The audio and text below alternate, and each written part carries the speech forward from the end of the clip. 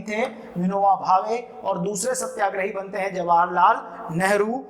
1942 में 1942 में गांधी का सबसे बड़ा मास मूवमेंट होता है जो प्रकृति से, क्योंकि गांधी के जितने भी आंदोलन थे वो अहिंसात्मक थे, लेकिन लोगों में इतना रोष हो गया था कि 1942 का असहयोग आंदोलन, क्विट इंडिया मूवमेंट, जिसमें करो या मरो का नारा दिया गया, भारत छोड़ो आंदोलन, एक एग्रेसिव आंदोलन में कन्वर्ट हो जाता है। तो 1942 का क्विट इंडिया मूवमेंट भारत छोड़ो आंदोलन होता है।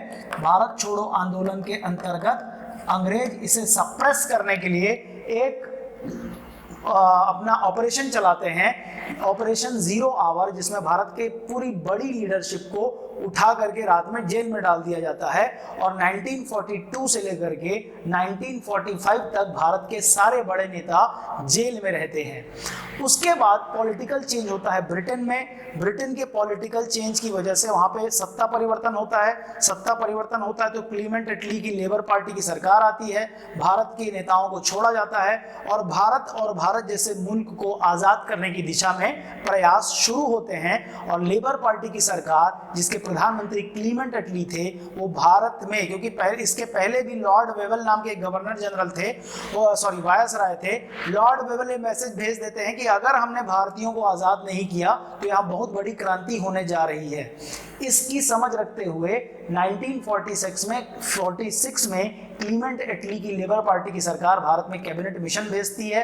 कैबिनेट मिशन से भारत की संविधान सभा का निर्माण होता है और यह स्पष्ट हो जाता है कि जुलाई 1947 तक, पहले थोड़ा आगे का समय लिया था, लेकिन जुलाई 1947 तक हम जो है भारत छोड़ करके चले जाएंगे और फाइनली 15 अगस्त 1947 को भारत से ईस्ट इंडिया कंपनी के बाद में ब्रिटिश रूल या ब्रिटिश हुकूमत चली जाती है और भारत एक इंडिपेंडेंट कंट्री हो जाता है 15 अगस्त 1947 को। लेकिन भारत का जो पॉलिटिकल स्टेटस था वो फ्री कंट्री तो था, पर डोमिनियन था ब्रिटेन का। एक एग्रीमेंट था जिसके अंतर्गत तब तक भारत कंप्लीटली फ्री नहीं माना जाएगा जब तक वो अपना खुद का संविधान नहीं बना लेता। संविधान सभा की पहली बैठक हुई थी 9 दिसंबर 1946 को। 26 नवंबर 1949 को 2 साल 11 महीने 18 दिन में हमारा संविधान बनके तैयार होता है और पूरी तरीके से लागू होता है 26 जनवरी 1950 को। जब 26 जनवरी 1950 को भारत का संविधान लागू हो जाता है